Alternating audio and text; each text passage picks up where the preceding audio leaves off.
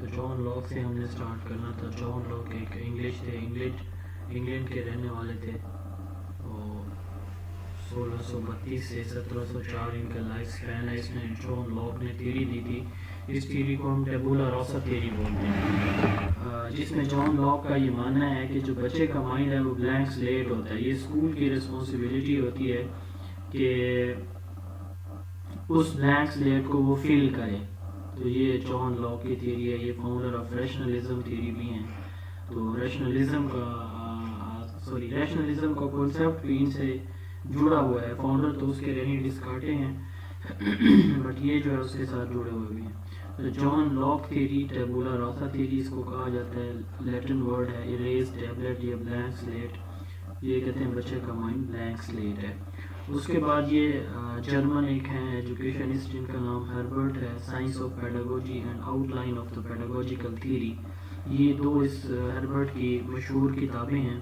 Herbert بہت زیادہ well known ہے ایجوکیشن کے اندر لیسن پلاننگ کی وجہ سے. جیسے پیسٹالوجی جو ہے وہ بہت مشہور ہے ٹیچر ٹریننگ کی وجہ سے, ٹھیک ہے, اور آبجیکٹ لیسن کی وجہ سے. اسی طرح باقی کچھ نام بھی آگے پڑھیں گے.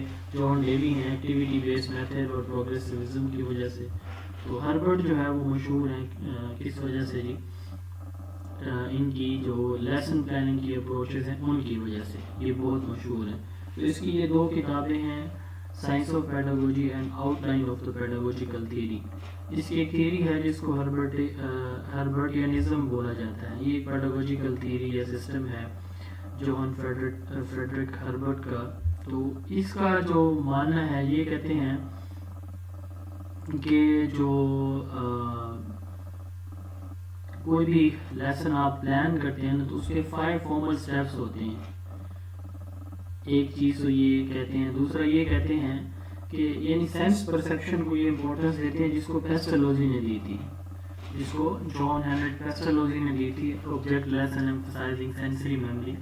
تو اس کی جو پیڈاگوجیکل تھیوری ہے نا, یہ کہتے ہیں کہ جب ایک استاد کو پڑھانا چاہیے تو ایک تو اس کو آبجیکٹ پہ, چیزوں پہ فوکس کرنا چاہیے, ان کو یوز کرنا چاہیے تاکہ بچے کے سینسز جو ہے نا وہ کام کر سکیں. Idea of ABC of sense perception. تو یہ جو ہیڈ ہارٹ اور ہینڈ والا کانسیپٹ تھا, اور اس کے ساتھ ساتھ جو آبجیکٹ سے بچے کی سینسز ڈیولپ ہوتی ہیں, ایک تو اس کو اس نے پروموٹ کیا, اور دوسرا اس نے جو ہے یونیورسل پیڈاگوجی کی بات کی کہ کوئی بھی ٹیچنگ ہے اس کے 5 سٹیپس ہوتے ہیں, preparation, presentation, comparison and association, generalisation and application. تو یہ 5 سٹیپس 1806 میں ہربرٹ نے دیے اور یہ آپ پہلے چیپٹر کے اندر پڑھ چکے ہیں, ٹھیک ہے. تو ہربرٹینزم اس کے اندر پیسٹالوجی کا آئیڈیا آف سینس پرسیپشن ہے, اور دوسرا یونیورسل پیڈاگوجی یعنی 5 فارمل سٹیپس جو ہمارے کسی بھی ٹیچنگ پروسیس میں لازمی ہوتے ہیں ان کا ذکر ہے. اس کے ساتھ اس نے تھیوری آف آئیڈیا دیا. تھیوری آف آئیڈیا یہ کہتی ہے کہ جب بھی کوئی شخص کوئی نئی چیز سیکھتا ہے تو وہ سملر بھی ہو سکتی ہیں, کانٹریری یا ڈسپیریٹ بھی ہو سکتی ہیں. یعنی جو چیز آپ نے پہلے پڑھی ہوئی ہے اسی سے متعلق ویسے ہی کوئی آپ کو دوبارہ پڑھاتا ہے, یا پھر یوں بھی ہو سکتا ہے کہ وہی چیز کوئی اور شخص آپ کو پہلے سے, جو ایک شخص نے کوئی چیز آپ کو پڑھے اس سے الٹ بھی ہو سکتی ہے. تو تھیوری آف آئیڈیا یہ کہتی ہے کہ جب ایک نیا آئیڈیا پہلے سے موجود آئیڈیا کے ساتھ جب اس کی سملیرٹی ہو جاتی ہے, ہم آہنگی ہو جاتی ہے, تو وہ پہلے والے کے ساتھ مکس ہو جاتا ہے. مثال کے طور پر آپ کو میں نے آئیڈیالزم پڑھائی, آپ نے کسی اور سے بھی پڑھی آئیڈیالزم, تو جو پوائنٹس میں نے بتائے وہی اس بندے نیکسٹ کسی نے آپ کو بتائے, اور آپ ان دونوں کو آپس میں ضم کر لیتے ہیں پوائنٹس کو. تو اس کو کہتے ہیں مکسنگ. جب ایک آئیڈیا پہلے سے پڑھایا گیا, آپ جانتے ہیں اس کے بارے میں, اور اسی سے سملر آئیڈیا دوبارہ جب آپ کو دیا جاتا ہے تو وہ مکس ہو جاتا ہے. اور جب ایک آئیڈیا پہلے سے موجود آئیڈیا کے ساتھ جو ہے اس کی سملیرٹی نہیں ہوتی, ٹھیک ہے, تو وہ اس کے ساتھ مکس نہیں ہو سکتا, اس کے ساتھ مکس نہیں ہوتا بلکہ کمبائن ہو جاتا ہے. اب دیکھیں آپ جو ہے وہ دودھ اور پانی کو مکس کریں تو یہ چیزیں مکس ہو جاتی ہیں, ٹھیک ہے, اور پانی اور آئل کو اگر آپ مکس کرنا چاہیں تو وہ کمبائن تو ہو جاتے ہیں، اوپر نیچے تو آ جاتے ہیں، بٹ مکس نہیں ہوتے، حل نہیں ہوتے ایک دوسرے میں.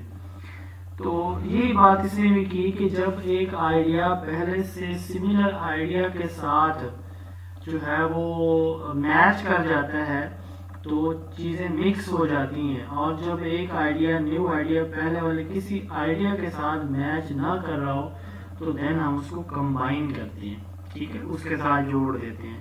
چلیں اس نے یہ بات کی، چلیں اس نے یہ کی، دونوں یاد کر لیتے ہیں. اس کو تھیوری آف آئیڈیا کہتے ہیں. اس نے مائنڈ کو نوئنگ، فیلنگ اور ویلنگ تین کیٹیگریز. اس نے کہا کہ ہمارا جو مائنڈ ہے نا، مائنڈ میں آپ کو پڑھایا ہوگا کیا ہوتا ہے، تو جو فنکشننگ ہوتی ہے وہ تین طرح سے اس نے کہا ہوتی ہے کہ چیزوں کو جاننا، فیلنگ چیزوں کو محسوس کرنا، ویلنگ پریپیئرڈنیس کو کہتے ہیں، ریڈی ہونا کسی کام کو کرنے کے لیے. تو یہ تین چیزیں مل کے مائنڈ بناتی ہیں اکارڈنگ ٹو ہربرٹ. اس نے 5 اسٹیپس جو دیے، preparation, presentation, comparison and association, generalisation and application. اس کو ہم ڈیٹیل میں آلریڈی چونکہ ڈسکس کر چکے ہیں، اس لیے یہاں ہم کو ڈسکس کرنے نہیں جا رہے. ان کے کریکولم کے 2 لیول ہیں، 2 پارٹس ہیں، ہسٹوریکل اینڈ سائنٹیفک. یعنی یہ کہتے ہیں کہ کریکولم ہسٹوریکل ہونا چاہیے اور سائنٹیفک ہونا چاہیے.